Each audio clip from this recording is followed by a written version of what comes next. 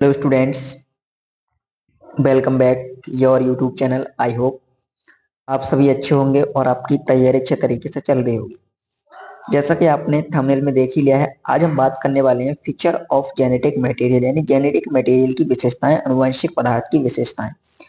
इसमें हम बात करेंगे एक अनुवांशिक पदार्थ या जेनेटिक मटेरियल में कौन कौन से गुण या विशेषताएं उसमें होनी चाहिए, उसकी बात हम इसमें करने वाले हैं। और ये बहुत ही बेनिफिशियल हो सकता है आपके लिए यदि आप भी नीट या पैरामेडिकल या नर्सिंग एंट्रेंस एग्जाम की तैयारी कर रहे हैं। DNA is a genetic material, DNA एक जेनेटिक मटेरियल है। अब वो क्यों है, उसमें कौन कौन सी विशेषताएं हैं, इसकी बात में इसमें करने वाले हैं। यदि आपने वो एक्सपेरिमेंट नहीं देखे हैं तो उनका लिंक डिस्क्रिप्शन में दे रखा है, वहां से जाके देख सकते हैं, या फिर आप प्लेलिस्ट को विजिट कर सकते हैं, मॉलिक्यूलर बेसिस ऑफ इनहेरिटेंस। तो देखते हैं, सबसे पहली विशेषता जो अनुवांशिक पदार्थ जेनेटिक मटेरियल में होती है, केमिकली स्टेबल, यानी रासायनिक रूप से कैसे होते हैं, स्थायी होते हैं, स्टेबल होगा, वही क्या होगा, जेनेटिक मटेरियल होगा। जैसे डीएनए, आरएनए और प्रोटीन की यहाँ पर बात की गई है, तो डीएनए में क्या होता है, थाइमिन होता है, जो कि स्टेबल है क्योंकि उसके सेकंड पोजीशन पर क्या होता है, एच होता है। वहीं अगर आरएनए की बात की जाए, आरएनए में क्या होता है, यूरेसिल होता है, जो मोस्ट रिएक्टिव यानी बहुत ज्यादा सक्रिय होता है। और सक्रिय होता है, इसके साथ साथ हम बात करें इसमें सेकंड प्राइम पर, कार्बन सेकंड प्राइम पर क्या होता है, ओ एच होता है, जिसके कारण जो आरएनए है, आरएनए को लेवाइल या फिर बनाता है, या हम कह सकते हैं कि वीक बनाता है, यानी वो आसानी से क्या कर सकता है, दूसरे दूसरे कंपाउंड से रिएक्शन कर सकता है। और अगर आसानी से रिएक्ट करेगा तो उसका जो केमिकल नेचर है वो प्रभावित होगा।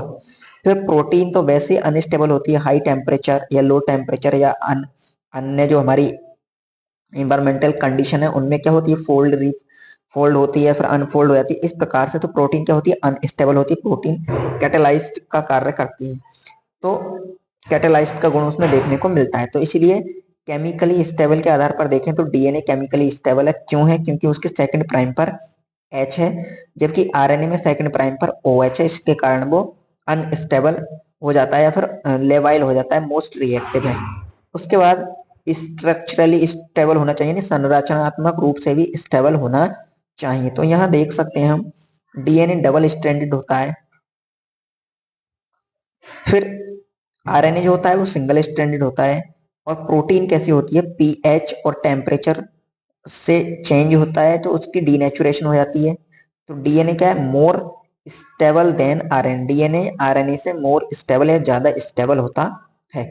तो ये तो स्ट्रक्चरल या संरचनात्मक, और हम बात करें कि रासायनिक रूप से बात हो गई। अब आगे देखते हैं, तीसरा जो पॉइंट है वो क्या कहता है, DNA never act as catalysed, DNA जो होता है कभी भी उत्प्रेरक के रूप में कार्य नहीं करता है। Chemically DNA is more stable, chemical या रासायनिक रूप से डीएनए का है अधिक स्टेबल है आरएनए से। सम आरएनएज एक्ट कैटेलाइज, कुछ आरएनए जो होते हैं वो कैटेलाइज या उत्प्रेरक का कार्य करते हैं, जैसे राइबोजाइम वगैरह आपने पढ़ा होगा या सुना होगा। फिर हम देखें अगली जो विशेषता है वो है अंडरगो स्लो म्यूटेशन, यानी जेनेटिक मटेरियल जो होगा उसमें एक स्लो म्यूटेशन होगा, फास्ट म्यूटेशन नहीं होगा। जैसे DNA is slow mutate, DNA क्या होता है, स्लो या धीरे धीरे म्यूटेट होता है, जबकि अगर वो फास्टली म्यूटेट होगा तो वो क्या होगा, उस प्रकार से जो करेक्टर्स हैं वो चेंज हो जाएंगे। रीजन की बात की जाए क्यों स्लो स्लो म्यूटेट होता है, स्टेबल केमिकली और डबल स्टैंडर्ड, जिसके कारण रिपेयर पॉसिबल है, रिपेयर पॉसिबल है तो इसलिए वो क्या होता है, बहुत धीरे धीरे क्या होता है, म्यूटेट होता है। तो रिपेयर क्यों है, क्योंकि ए एडिनिन के सामने टी है, जी के सामने सी है, तो जिससे क्या होता है, रिपेयर में आसानी होती है डबल स्टैंडर्ड होने के कारण। वहीं अगर आरएनए की बात की जाए तो आरएनए यूरेसिल के कारण रिएक्टिव है, आरएनए सिंगल स्ट्रैंडेड है, नो रिपेयर की संभावना उसमें नहीं है, not RNA virus mutate faster is part proof of fast mutation, यानी आरएनए वायरस जो होते हैं वो बहुत जल्दी क्या होते हैं, मतलब म्यूटेट होते हैं। क्यों, क्योंकि उनमें आरएनए जेनेटिक मटेरियल है, और आरएनए क्या होता है, जल्द ही म्यूटेट हो जाता है। अगला है जो अनुवांशिक पदार्थ है वो रेप्लिका या रेप्लिकेशन करने में सक्षम होना चाहिए।